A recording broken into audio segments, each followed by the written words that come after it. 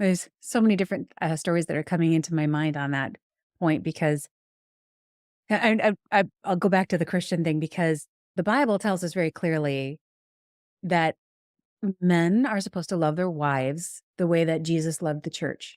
Yes. And that type of love was very sacrificial. Like he gave his life for the church.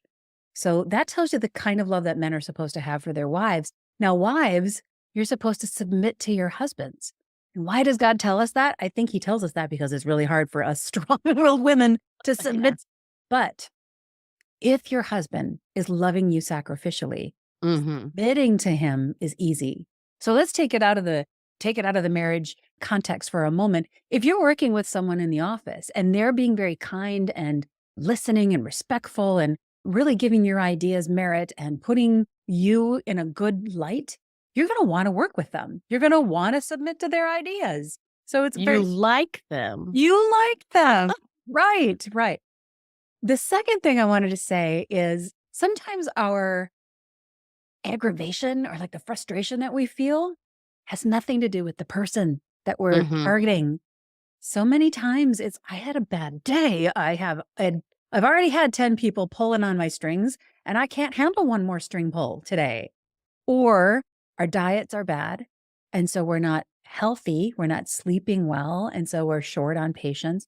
And so I think there's a lot of other things that also play into that that might actually not even be the fault of your spouse. It might be other factors playing into it. Do you run across that in your business? Well, Lisa, the top emotion that people have is what they respond to you with. So whether it's at home or whether it's at work or whether it's with kids, people respond to you with their top emotion. Hmm. Some people's top emotion is anger. And that means anything that happens to them, or maybe they have crazy stuff going on at work and it's in their head. Maybe they Mhm. have financial problems and it's in their head. I mean, it could be any kind of other problem that's going on. And they're going to react to you with anger. And you're thinking, I didn't do anything. What's their problem? There again, that's at work, that's at home. That's the person who goes to the counter at the store and they attack the cashier, For and the no cashier's reason. like, "Hey, Yeah. I didn't do anything." And that anger kinda can take over their life unless they resolve whatever is causing it. Exactly. Another major emotion is people who just close down and they don't say anything. Mm. And there again, that might be at work, it might be at home, it might be your teenager, and they just listen to you and listen to you and listen to you. They don't agree. They're frustrated inside. There's turmoil, but they don't say anything.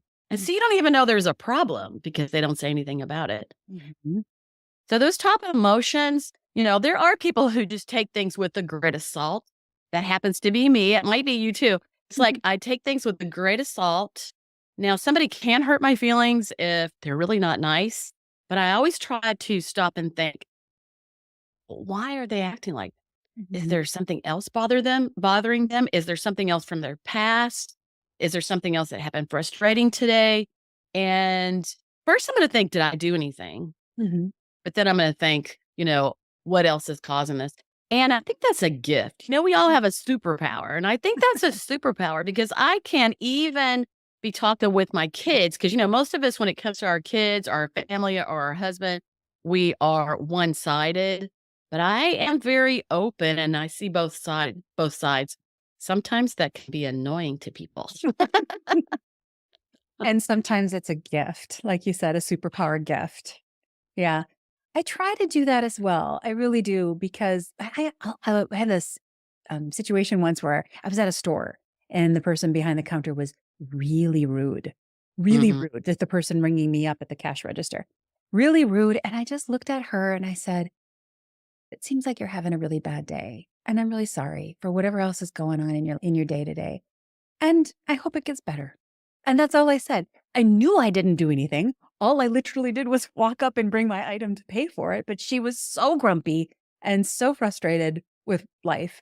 And sometimes you can just be that little ray of sunshine to kind of help someone pull them out of that anger thread that they're into and realize that they're not being, present with the person in front of them. Well, Lisa, it is also immaturity. There's different times in our lives. And since I'm a little older than you, I've been, my 45th wedding anniversary is coming up in a month or so.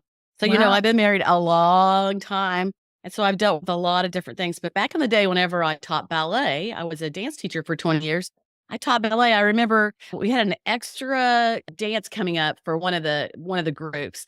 And so we had to get an extra dance costume. And so, I researched that costume. I tried to get the best price that I could get for the kids and still make it look good and that kind of thing. Cause this was an extra expense for the parents. And then it came to dance recital. And one of the moms came up to me. And I mean, I wasn't collecting all the money because I wasn't the owner of the studio, but she chewed me out. It was the day of dress rehearsal. She Oh, no. chewed me out. And at that time, I didn't know all I know now. I wasn't as mature. I couldn't look past myself. It hurt my feelings and tears started to come down. I couldn't control them. I hate that when I can't control my I emotions. know. But, today I would see her and I would understand, just like you just said, I would understand that something else was chewing on her and it wasn't really my problem. But boy, back then I was crushed from one of the parents. I just like people. I love their kids and I Mhm. love all the people. And anyway, it wasn't about me. Mary Kay Ash, owner of Mary Kay's Cosmetics, she always said, and this is the biggest thing, like you could take it to work, you could take it with your spouse, you could take it anywhere. Everybody has a sign around their neck. Picture it. It's hanging around their neck. Here it is, right across here, right in front of them.